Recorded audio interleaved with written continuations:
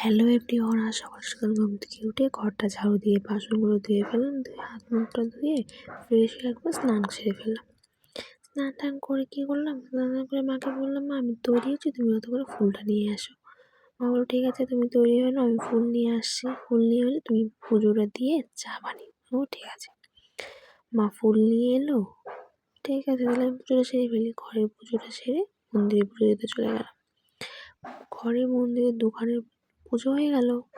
এবার আমি মাকে বললাম, মা তাহলে এবার চা বানাচ্ছি, চা খেয়ে তৈরি হয়ে যাবো, রান্না করতে যাবো। ঠিক আছে। এবার চা বানালাম, রান্না টুকটাক সবজি কাটছিলাম। সবজি কাটতে কাটতে আমার ভাগে একটু জুস খেয়ে নিয়েছিলাম। খেয়ে ভাজাভুজি করেছিলাম, মাছের ঝোল, টক ডাল আর সবজি। তারপর একটু কাজ করলাম, মাও কাজ করছিলো।